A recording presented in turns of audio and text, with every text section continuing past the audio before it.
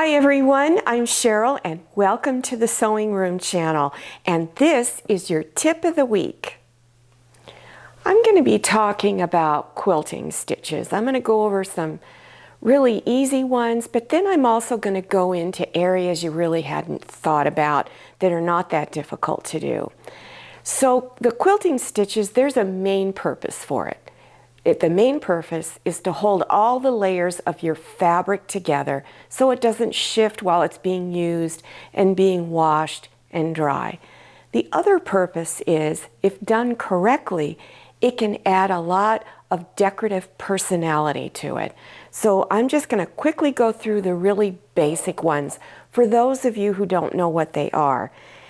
When you're making, let's say you're starting out with a pot holder, I recommend you either just do one stitch going corner to corner. That's it. Okay, that'll be really easy.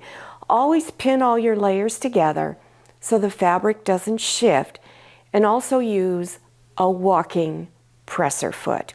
And I'm going to have a link listed below your YouTube screen that goes over how to get started in doing your quilting stitches, the equipment needed, the type of stitch to use, how to place your fabric in the machine. So make sure you check that link out. Now here's some where you just do straight lines, maybe 2 or 3, from going from one side to the other, and then turn and go in the other direction. You can also, when you feel more comfortable, do them at a diagonal. Start from the corner and go out, then go out this way, and then turn it and do it in the opposite direction. Now I've also done quilts where I just had everything on a diagonal only going one way. So it doesn't mean you have to crisscross everything. A lot of your computerized sewing machines have the serpentine stitch. It's a wavy line.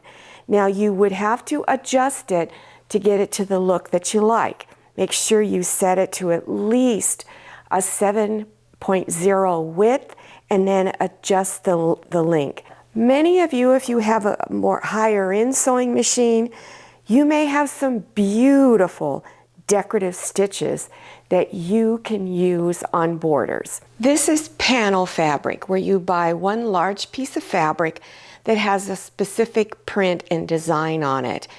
I like panel fabric because you can make really fast quilts. Now this panel fabric is very narrow, so I would recommend you put a border on it. Now let's take a close-up look at one of the blocks.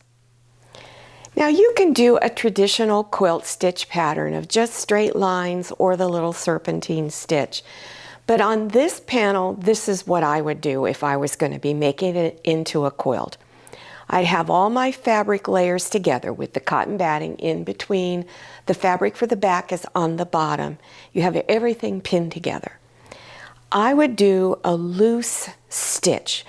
I would come out about maybe 1/4 of an inch and just follow the basic shape of this. Okay?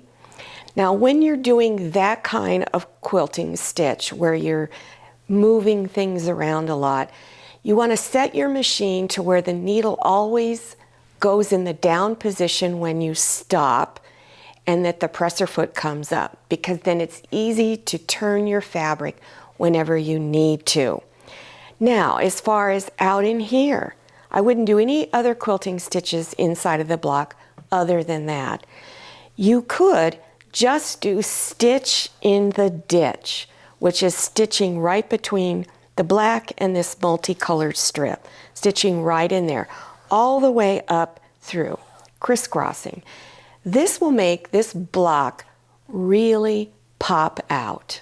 This chicken fabric right here was on a large panel of a variety of chickens doing different things. And I used to have a lot more of these, but I've given some of them away. How I did this one, you can't see where the stitches are, is that I used black thread because the background here is black. And I stitched very close, and I followed the outline of the chicken all the way around. Then on the little scalloped edge here, I did the same thing, stitched very, very close. And then out here on this side of the green, I used black fabric again and stitched around it. You can't see the stitches, but when you run your hand across it, it feels very puffy. It looks very decorative. Here's another panel fabric that I've had for many years. I don't think you could find it again.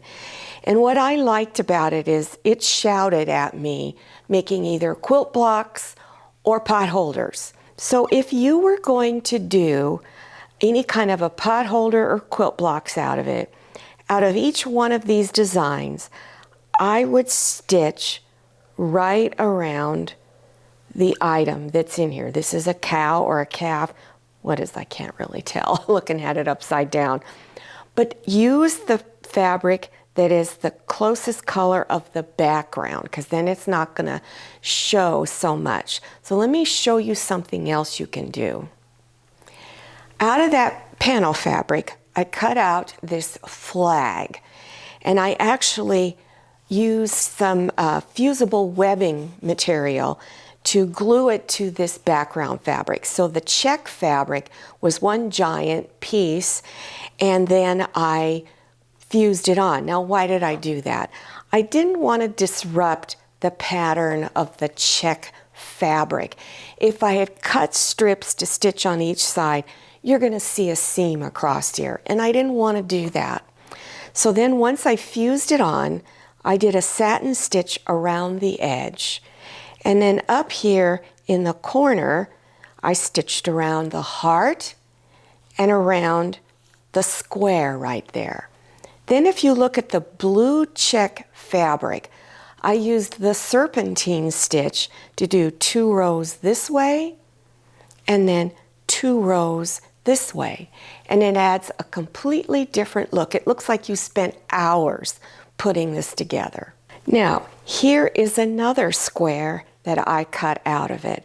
So let's say you want to make a pot holder or a quilt block out of it. What you would do is you need to put some fabric around it. So first measure on the 2 sides from the top to the bottom and cut a fabric strip that length. Now, how wide you want to cut it depends on what you're making. For this demonstration, I've cut mine 2.5 inches wide. So here's 2 pieces of fabric. Now, the navy blue is going to be hidden within the seam. So I'm just going to lay this over the top. So you would do a 1/4 inch seam on each side. So here's the other one. All right. So now you need to finish up here at the top and the bottom. So measure from here all the way over to here and cut strips the same width as this and put it on each end. So it would look like this. Now, how to do your quilting stitches. Again, I would stitch all the way around. Now, I did one and I'll show you it to you in a minute. I started up here, stitched on this side of the stem, came up and around, back down, up, and went around the flower petals, and then I came back and stitched around this. Now, what could you do on this border? Well, you can do straight stitches, do a few lines of stitching, or you can do those large decorative stitches by doing a row here, some here, and across here.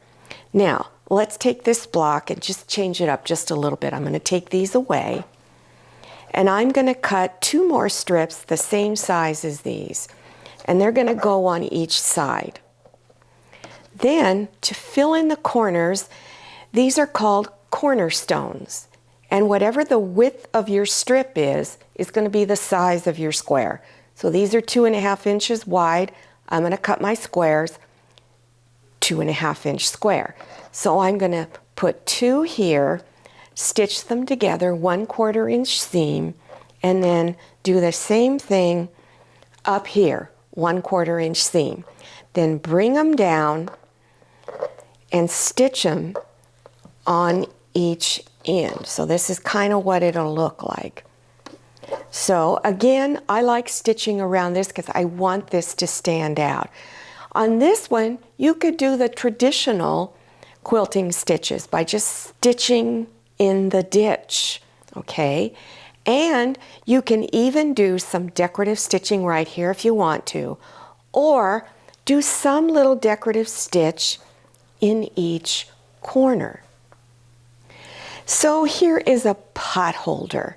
So I chose to just do the traditional stitch in the ditch, and I also stitched around the flower as I had described to you. I did the fold over binding where you have fabric on the back. It folds over to the front, but I also changed it to a mitered corner look, and that's really easy to do. I'm not going to go over that in this tutorial. Depending on the color of thread you can use, I had green and I used green on the bobbin thread. You can even see the flower design on the back. So think about the possibilities that you can do with all of these different designs. And by the way, there's still more on there that I didn't cut out. Now, if you're interested in looking for panel fabric that has the smaller squares on it, all you need to do is go and enter panel fabric. You can either go out and Google it, or you can even go to Etsy.com. They have a large selection of panel fabric on Etsy. Well, I hope you enjoyed this tip of the week and that you learned something new. Below your YouTube screen, I have all kinds of video links that are related to what I talked about in here. So if you're interested in learning how to do quilting stitches, if you're a beginner, it's a great tutorial. I'll also have a few links to basic pot holders. So if you've never done one before, you can learn how to do that also. Plus, I'll have a link to my tip of the week playlist, and I've got getting close to 100 tips of the week. So there's a lot of good information in those tips. Don't forget to follow me on Instagram and check out my Facebook page. And one more thing, you see all these things hanging behind me? I will also have links to all of these little goodies too. Thank you so much for watching. I'll see you next time, and happy sewing. If you like the Sewing Room channel, one of the best ways to show your support is to subscribe by clicking on that red subscribe button and give this video a thumbs up. And don't forget to click on share to share this video with your friends. And make sure you click on the bell so you receive notifications for all my new videos. I'm Cheryl, this is Manny, and this is Scotty. See you next time.